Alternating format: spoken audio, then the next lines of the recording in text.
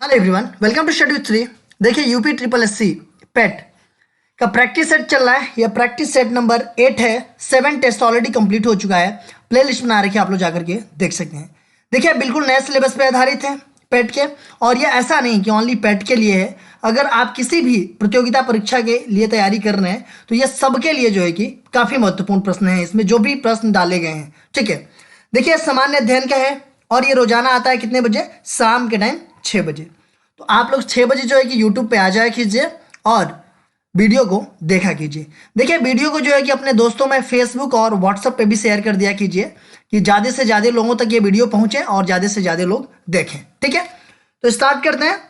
First question है, भारत में विकसित होने वाला पहला आधुनिक उद्योग कौन सा था? लोहा एवं इस्पात उद्योग, सीमेंट उद्योग, कुटीर उद्योग, इंजीनियरिंग उद्योग। देखिए पूछा जा रहा है कि भारत में विकसित होने वाला पहला आधुनिक उद्योग जो है कि कौन सा था, ठीक है। तो देखिए ब्रिटिश औपनिवेशिक शासन के द्वारा जो है कि भारत में विकसित होने वाला पहला आधुनिक उद्योग था लोहा एवं इस्पात उद्योग, ठीक है। लोहा एवं इस्पात उद्योग। देखिए भारत में स्टील निर्माण का कार्य जो है कि आपका 1870 में कुल्टी में पहली धमन भट्टी की स्थापना के साथ शुरू हुआ था। और ये जो है ना, ये जो है कि बंगाल आयरन वर्क्स द्वारा ये स्थापित किया गया था, ठीक है। और 1874 में जो है कि उत्पादन शुरू हो गया इसमें, ठीक है। तो ये हो जाएगा ए ऑप्शन। भारत के भुगतान संतुलन को किसके द्वारा ठीक किया जा सकता है? मुद्रा अवमूल्यन, प्रबल निर्यात संवर्धन, आयात प्रतिस्थापन, उपयुक्त सभी। भारत में भुगतान संतुलन का मतलब भुगतान संतुलन को किसके द्वारा ठीक किया जा सकता है? तो देखिए मुद्रा अवमूल्यन के द्वारा भी ठीक किया जा सकता है, ठीक है। मुद्रा अवमूल्यन करने से निर्यात क्या होता है? सस्ता होता है, और आयात जो है कि महंगा होता है, ठीक है। देखिए अवमूल्यन के कारण जो है कि भुगतान संतुलन के लिए एक उचित स्थिति प्रदान करता है ये। देखिए बात करें हम प्रबल निर्यात संवर्धन और आयात प्रतिस्थापन की, तो इसके साथ जो है कि मतलब ये निर्यात संवर्धन और आयात प्रतिस्थापन के उपयोग को लागू किया जाए तो भुगतान संतुलन प्राप्त करने में सफलता ला सकता है ये। तो इसका मतलब कि ये तीनों है, ठीक है। मुद्रा अवमूल्यन, प्रबल निर्यात संवर्धन, आयात प्रतिस्थापन। तो ये हो जाएगा आपका उपयुक्त सभी। हमारे संविधान का कौन सा अनुच्छेद संविधान में संशोधन की प्रक्रिया को निर्धारित करता है? अनुच्छेद 25, अनुच्छेद 124, अनुच्छेद 368, अनुच्छेद 123। देखिए क्वेश्चन पूछा जा रहा है कि हमारा जो संविधान है उसमें कौन सा अनुच्छेद है जो कि संविधान में संशोधन की प्रक्रिया को निर्धारित करता है। तो कौन सा अनुच्छेद है? तो वो अनुच्छेद है आपका 368 अनुच्छेद। देखिए 368 अनुच्छेद जो है ये संविधान संशोधन की प्रक्रिया को निर्धारित करता है। और ये जो है कि संविधान के किस भाग में है? तो ये 20वां भाग में है। संविधान के भाग 20 में इसका उल्लेख किया गया है अनुच्छेद 368 के तहत, ठीक है। देखिए अगर संविधान में संशोधन करना है तो संविधान संशोधन विधेयक जो है कि किसी भी सदन में पेश किया जा सकता है, चाहे वो लोकसभा हो चाहे वो राज्यसभा हो। किसी भी सदन में संविधान संशोधन की प्रक्रिया शुरू की जा सकती है, ठीक है। अगर हम बात करें अनुच्छेद 25 की, तो अनुच्छेद 25 के अकॉर्डिंग जो है कि किसी भी धर्म को मानने और प्रचार करने की पूर्ण स्वतंत्रता है। देखिए कोई भी धर्म है उसको मानना और उसको प्रचार करने की पूर्ण स्वतंत्रता कौन सा अनुच्छेद देता है? तो अनुच्छेद 125 देता है संविधान का, ठीक है। अनुच्छेद 124 की हम बात करें तो इसमें उच्चतम न्यायालय की स्थापना और गठन के बारे में प्रावधान किया गया है। और अनुच्छेद 123 की हम बात करें तो इसमें अध्यादेश जारी करने की शक्ति प्रदान की गई है। किसको? तो राष्ट्रपति को। जब संसद के कोई भी सत्र नहीं चल रहे हैं वो, तो राष्ट्रपति जी क्या कर सकते हैं? अनुच्छेद 123 के तहत वो अध्यादेश जारी कर सकते हैं, ठीक है। संविधान की अष्टम अनुसूची में कितनी भाषाएं सूचीबद्ध है? 22, 16, 20 और 12। देखिए संविधान की जो 8वीं अनुसूची है, अनुसूची कितने हैं संविधान में? तो संविधान में अनुसूची 12 है। भाग कितने हैं? तो भाग 22 हैं। और अनुच्छेद कितने हैं? तो 395 हैं। तो जो आपकी 12 अनुसूची है संविधान में, उसमें जो 8वीं अनुसूची है वो किसके बारे में बात करती है? तो भाषा के बारे में बात करती है। इसमें कितने भाषाओं की मान्यता प्राप्त है? तो 22 भाषाओं की मान्यता प्राप्त है 8वीं अनुसूची में। तो ये हो जाएगा आपका ए ऑप्शन। देखिए कौन कौन सी भाषा है इसमें एक बार थोड़ा सा हम देख लेते हैं। असमिया, बंगाली, गुजराती, हिंदी, कन्नड़, कश्मीरी, मलयालम, मराठी, ओडिया, पंजाबी, संस्कृत, सिंधी, तमिल, तेलुगु, उर्दू, कोंकणी, मणिपुरी, नेपाली, बोडो, डोगरी, संथाली और मैथिली। ये जो है कि 22 भाषाओं का वर्णन किया गया है आपकी 8वीं अनुसूची में संविधान की। ठीक है। दुनिया के निम्नलिखित में से किस देश से भारतीय संविधान में राज्य नीति के निर्देशक सिद्धांत की संकल्पना को अंगीकार किया गया है? Ireland, USA, Canada, Australia. देखिए पूछा जा रहा है कि दुनिया के निम्नलिखित में से किस देश से जो हमारे संविधान में राज्य के नीति निर्देशक सिद्धांत है ये कहां से लिया गया है, मतलब किस देश के संविधान से लिया गया है राज्य के नीति निर्देशक सिद्धांत? तो ये लिया गया है कहां से? तो आयरलैंड के संविधान से। देखिए नीति निर्देशक सिद्धांत का वर्णन संविधान के भाग 4 के अनुच्छेद 36 से 51, मतलब कितने अनुच्छेद हुए इसमें? तो 16 अनुच्छेद हुए। इनके तहत जो है कि किया गया है, इसमें वर्णन किया गया है। किसमें? राज्य के नीति निर्देशक सिद्धांत का वर्णन किसमें है? तो भाग 4 में है, अनुच्छेद 36 से 51, कुल जो है कि 16 अनुच्छेद हैं इसमें। ठीक है, इनका वर्णन किया गया। देखिए नीति निर्देशक सिद्धांतों में उन उपबंधों का वर्णन किया गया है जो कि सामाजिक, आर्थिक और राजनैतिक न्याय को बढ़ावा देकर लोक कल्याणकारी राज्य की स्थापना करते हैं। राज्य के नीति निर्देशक सिद्धांतों में इसी का वर्णन किया गया है। इसका मेन उद्देश्य यही है। ठीक है, कि जो सामाजिक, आर्थिक और राजनीतिक न्याय को बढ़ावा देकर के लोक कल्याणकारी राज्य की स्थापना करेंगे। ये कहां से लिया गया है? तो ये आपके आयरलैंड से लिया गया है। ठीक है।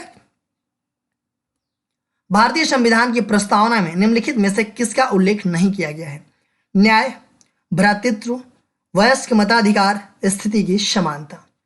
देखिए जो हमारा संविधान है, जो उद्देशिका है, प्रस्तावना है, उसमें किसका उल्लेख नहीं किया गया है? देखिए न्याय का भी वर्णन किया गया है। ठीक है, भ्रातृत्व का भी वर्णन किया गया है, वयस्क मताधिकार का वर्णन नहीं किया गया है, स्थिति की समानता का भी वर्णन किया गया है। ठीक है, देखिए अगर हम बात करें वयस्क मताधिकार की, तो भारतीय संविधान की प्रस्तावना में इसका वर्णन नहीं किया गया है, इसका उल्लेख नहीं किया गया है वयस्क मताधिकार का। इसका वर्णन कहाँ किया गया है? संविधान में।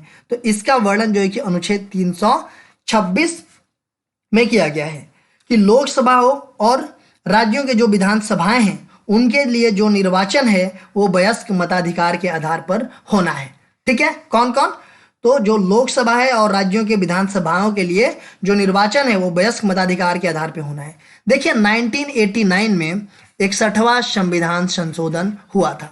61वां संविधान संशोधन कब हुआ था? तो 1989 में। ठीक है, और उसमें क्या किया गया कि पहले क्या था? पहले 21 वर्ष था वोट देने का जो अधिकार है वो कितना था? 21 वर्ष था, लेकिन वो जो है कि कितना हो गया? वो जो है कि 18 वर्ष कर दिया गया 61वां संविधान संशोधन करके 1989 में। पहले 21 वर्ष के लोग वोट देते थे, आज के डेट में कितने वर्ष अगर हो जाए तो मतलब 18 वर्ष हो जाए तो आप वोट देने लायक हो गए हैं, मतलब वोट दे सकते हैं। ठीक है, तो ये हो जाएगा आपका कौन सा? वयस्क मताधिकार का इसमें उल्लेख नहीं है। यदि कोई ग्राम पंचायत विघटित होती है तो कितनी अवधि के भीतर चुनाव करवाए जाते हैं? 2.5 वर्ष, 1 वर्ष, 6 माह, 3 माह। देखिए पूछा जा रहा है कि अगर कोई ग्राम पंचायत विघटित हो जाती है तो कितनी अवधि के भीतर जो है कि चुनाव हो जाने चाहिए। ठीक है, देखिए कोई ग्राम पंचायत है, कोई बंदा मुखिया है या प्रधान है, अगर वो विघटित करके उसको गिरा दिया गया उस प्रधान को, या फिर किसी घटना, किसी कारण बस उसकी मृत्यु हो गई, मतलब कुल मिलाकर के उसकी पोस्ट खाली हो गई। ठीक है, जो प्रधान का है, तो कितने दिन के भीतर जो है कि प्रधानी का फिर से चुनाव हो जाना चाहिए? तो वो है आपका 6 माह के भीतर जो है कि चुनाव हो जाना चाहिए। लेकिन देखिए अगर जो पहले वाला इंसान है वो जो है कि मान लीजिए 5 वर्ष का होता है प्रधान का कार्यकाल, अगर मान लीजिए 2 वर्ष उसका पूरा हो चुका है और 2 वर्ष के बाद क्या हो गया? विघटित हो गया, तो कितना बचा? 3 साल बचा ना। तो जो नया प्रधान चुना जाएगा वो कितने सालों के लिए चुना जाएगा? ओनली 3 ईयर्स के लिए चुना जाएगा। ठीक है, ना कि वो 5 साल के लिए चुना जाएगा, क्योंकि 5 साल के कार्यकाल में 2 साल तो किसी ने, पहले वाला जो प्रधान था उन्होंने कार्यकाल कर लिया है, अब जो बचा है 3 वर्ष, तो 3 वर्ष के लिए ही वो प्रधान रहेगा। ठीक है, अगर मान लीजिए 5 साल के प्रधान का कार्यकाल है, अगर हो गया 4.5, 4.5 साल हो गया, बचा है 6 महीना। ठीक है, और तब जाकर के कोई प्रधान की मृत्यु हो जाती है, या फिर किसी कारण बस उसकी पोस्ट खाली हो जाती है, या फिर पंचायत विघटित हो जाती है, तो बस 6 महीना जो बचा है तब जो है कि नया प्रधान नहीं चुना जाएगा। 6 महीना वैसे ही रहेगा, या 6 महीना से कम रहेगा तो वैसे ही रहेगा, उसके बाद से फिर से प्रधानी का चुनाव होगा। बात समझ गए आप लोग? तो ये हो गया आपका 6 माह। माइक्रोफोन एक उपकरण है जो रूपांतरित करता है ध्वनि सिग्नल को धारा सिग्नल में, धारा सिग्नल को ध्वनि सिग्नल में, ध्वनि सिग्नल को प्रकाश सिग्नल में, प्रकाश सिग्नल को ध्वनि सिग्नल में। देखिए माइक्रोफोन जो हम माइक यूज करते हैं, ठीक है, ये क्या करता है, किस चीज को किस में रूपांतरित करता है? तो हम माइक में क्या बोलते हैं, हम ध्वनि डालते हैं ना, ध्वनि सिग्नल जाता है, फिर उसमें क्या होता है कि वो विद्युत धारा में परिवर्तित हो जाता है। जो माइक से हम बोलते हैं तो माइक में क्या, हम तो ध्वनि डालते हैं, ठीक है, तो ये क्या करता है कि ध्वनि सिग्नल को विद्युत धारा सिग्नल में परिवर्तित करता है। वही जो स्पीकर है, जो साउंड बॉक्स है, उसमें हम क्या करते हैं, ध्वनि बाहर निकलती है, मतलब ध्वनि सुनते हैं, तो वो क्या करता है कि विद्युत धारा को ध्वनि सिग्नल में वो परिवर्तित करता है। कौन? स्पीकर। बट माइक क्या करता है कि ध्वनि सिग्नल को विद्युत धारा सिग्नल में परिवर्तित करता है। समझ गए होंगे? मनुष्य को ध्वनि कंपन की अनुभूति किस आवृत्ति सीमा में होती है? 0 to 5 hertz, 6 to 10 hertz, 11 to 15 hertz and 20 to 20,000 hertz. देखिए मनुष्य की बात की जा रही है, मनुष्य की ध्वनि कंपन जो है कि अनुभूति किस आवृत्ति सीमा के भीतर होती है। तो देखिए जो हम लोगों की ध्वनि सुनाई देती है ना, वो होता है 20 हर्ट्ज से 20,000 हर्ट्ज के बीच। ठीक, अगर 20 हर्ट्ज से कम रहेगा तो भी हमें सुनाई नहीं देगा, और 20,000 हर्ट्ज से भी अधिक रहेगा तो भी हमें सुनाई नहीं देगा। जो हमारी सुनने की मतलब वो है, जो अनुभूति होती है हम लोगों की ध्वनि की, वो होती है 20 हर्ट्ज से 20,000 हर्ट्ज के बीच। अमोनियम सल्फेट में मौजूद नाइट्रोजन का प्रतिशत है 27%, 25%, 30.5%, 18%। जो अमोनियम सल्फेट होता है उसमें नाइट्रोजन का प्रतिशत कितना रहता है? तो उसमें नाइट्रोजन का प्रतिशत रहता है 27%। ग्रीन हाउस गैसों की अवधारणा किसकी थी? Joseph Fourier, Abdul Kalam, MS. Swaminathan, Rachel Carlson. पूछा जा रहा है ग्रीन हाउस गैस की अवधारणा के बारे में। ग्रीन हाउस गैस की अवधारणा किसकी थी? तो देखिए ये जो है कि एक वैज्ञानिक थे, फ्रांसीसी वैज्ञानिक। कौन थे? Joseph Fourier. ठीक है, ये फ्रांसीसी वैज्ञानिक थे, और इन्होंने 1827 ईस्वी में सर्वप्रथम यह कहा था कि वायुमंडल की गैस पृथ्वी के तापमान में वृद्धि ला सकती है। जो वायुमंडल की गैस है वो पृथ्वी के तापमान में वृद्धि ला सकती है। ये कब कहा था? तो 1827 में कहा था। तो ग्रीन हाउस गैसों की अवधारणा किसने की? तो ये जोसेफ फ्यूरियर ने की। तालाबों और कुओं में निम्नलिखित में से क्या डालने से मच्छरों को नियंत्रित करने में सहायता मिलती है? घोघा, केकड़ा, डॉगफिश, गैम्बूसिया फिश। देखिए तालाबों में और कुओं में निम्नलिखित में से क्या डालने पे मच्छरों के नियंत्रित करने में सहायता मिलती है? क्या डालने पे? तो ये डाला जाता है गैम्बूसिया फिश। देखिए गैम्बूसिया फिश ये एक मतलब मछली है जिसे मच्छर मार या मच्छर मार मछली के नाम से इसको जाना जाता है। मच्छर मार मछली के नाम से जाना जाता है। मच्छरों के प्रकोप से ये बचने में काफी प्रभावशाली होती है गैम्बूसिया फिश। ठीक है। गुप्त साम्राज्य की स्थापना किसने की? चंद्रगुप्त प्रथम, श्रीगुप्त, चंद्रगुप्त, विक्रमादित्य, समुद्रगुप्त। बात की जा रही है गुप्त साम्राज्य की, स्थापना की बात की जा रही है कि स्थापना किसने किया था। ठीक है, तो देखिए गुप्त साम्राज्य है, इसका उदय 3री शताब्दी मतलब कि 240 ईस्वी मतलब 3री शताब्दी के अंत में प्रयागराज के निकट कौशाम्बी में हुआ था। ठीक है, और इसकी स्थापना मतलब इस वंश के संस्थापक कौन थे? तो श्री गुप्त थे। तो इस गुप्त साम्राज्य की स्थापना किसने किया? तो श्री गुप्त ने किया। देखिए चंद्रगुप्त प्रथम, इनका भी काफी अहम रोल रहा। अगर देखा जाए तो गुप्त वंश का वास्तविक जो संस्थापक थे तो वो चंद्रगुप्त प्रथम ही थे। ठीक है, इन्होंने 319 से 355 ईस्वी तक इनको माना जाता है, 319 से 355 55 ईस्वी तक। ठीक है, देखिए चंद्रगुप्त प्रथम ने ही रजत मतलब चांदी के मुद्राओं का प्रचलन करवाया और गुप्त साम्राज्य का सर्वाधिक विस्तार भी समुद्र ये जो है कि कौन किया, तो ये समुद्रगुप्त किए। ठीक है, गुप्त साम्राज्य के सर्वाधिक विस्तार किसने किया, समुद्रगुप्त ने किया। और चंद्रगुप्त प्रथम ने क्या किया, रजत मतलब चांदी के मुद्राओं का प्रचलन किया। ठीक है, निम्नलिखित में से कौन से हड़प्पन स्थल भारत में नहीं है, मोहनजोदड़ो और हड़प्पा, लोथल और कालीबंगन, बनावली और रोपण, लोथल और रोपण। देखिए पूछा जा रहा है कि निम्नलिखित में से कौन से हड़प्पन स्थल जो कि भारत में नहीं है। ठीक है, तो कौन नहीं है, तो ये आपका मोहनजोदड़ो और हड़प्पा दोनों ये भारत में नहीं है। देखिए अगर मोहनजोदड़ो की बात किया जाए तो ये पाकिस्तान के सिंध प्रांत में है और 1922 में इसका जो है कि खुदाई किसने करवाया था, तो राखलदास बनर्जी ने करवाया था।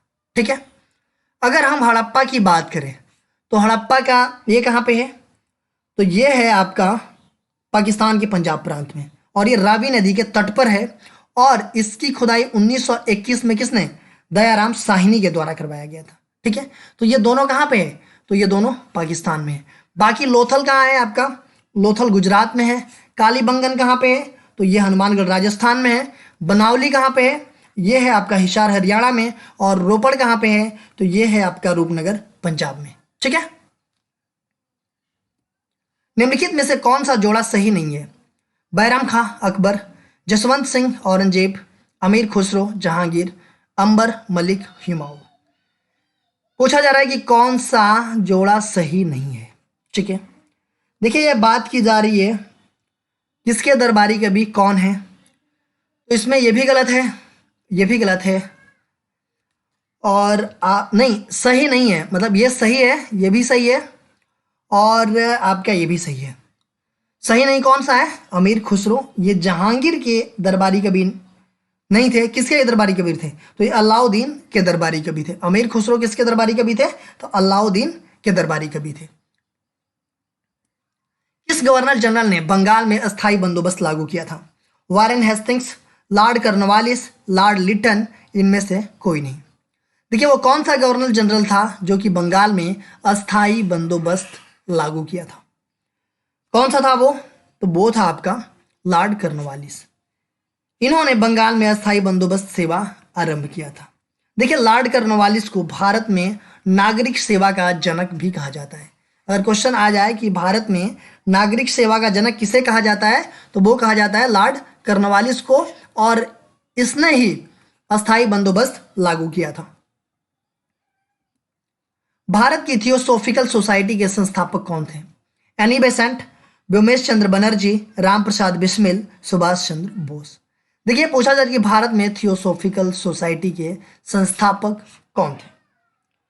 देखिए अगर हम बात करें थियोसॉफिकल सोसाइटी की, तो थियोसॉफिकल सोसाइटी की स्थापना जो कि सबसे पहले 1875 ईस्वी में एक रूसी महिला थी, मैडम HP ब्लातवस्की, और पूर्व ब्रिटिश सेना अधिकारी थे कौन, कर्नल HS अल्काट।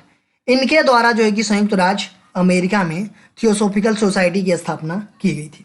लेकिन उनकी अंततः प्रेरणा के अंतर्गत थियोसॉफिकल सोसाइटी ऑफ इंडिया 1886 में जो है कि अड्यार मद्रास में अस्तित्व में आया। 1886 में मद्रास में ये अस्तित्व में आया और 1889 में जो है कि श्रीमती एनी बेसेंट ने इस सोसाइटी में शामिल हुई और इस सोसाइटी में शामिल होकर के इस सोसाइटी को ऊर्जा और शक्ति प्रदान की।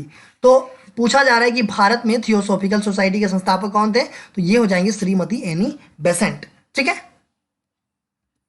निम्नलिखित में से कौन भारत में सामाजिक और धार्मिक सुधार में सक्रियता से नहीं जुड़े थे, राजा राम मोहन राय, ईश्वर चंद्र विद्यासागर, ज्योतिबा फुले, भारतेंदु हरिश्चंद्र। पूछा जा रहा है कि भारत में सामाजिक और धार्मिक सुधार में सक्रियता में नहीं जुड़े थे। देखिए राजा राम मोहन राय ये भी एक समाज सुधारक थे। ठीक है, सामाजिक और धार्मिक सुधार में बहुत ज़्यादा सक्रिय थे ये। ईश्वरचंद विद्यासागर ये भी थे, ज्योतिबा फुले ये भी थी, बट भारतेंदु हरिश्चंद्र की बात करें तो ये नहीं थे। भारतेंदु हरिश्चंद्र क्या थे, तो ये आधुनिक भारत में हिंदी के महान लेखक और कवि थे ये भारतेंदु हरिश्चंद्र। कोमागाता मारू क्या था, एक सैनिक यूनिट, एक बंदरगाह, एक पोत, एक औद्योगिक नगर। कोमागाता मारू, ये क्या था? तो ये एक जापानी जहाज थी, मतलब कि एक पोत था। तीसरा ऑप्शन आपका सही है। 1937 में देसी भाषा के माध्यम से बुनियादी शिक्षा देने के गांधी जी के प्रस्ताव का समर्थन करने के लिए शिक्षा सम्मेलन कहाँ आयोजित किया गया था? सूरत में, बॉम्बे में, अहमदाबाद में, वर्धा में। देखिए 1937 में देसी भाषा के माध्यम से बुनियादी शिक्षा देने के गांधी जी के प्रस्ताव का समर्थन करने के लिए शिक्षा सम्मेलन कहाँ आयोजित किया गया था? देखिए 31 जुलाई 1937, इसमें जो है कि गांधी जी ने हरिजन में एक लेख लिखा।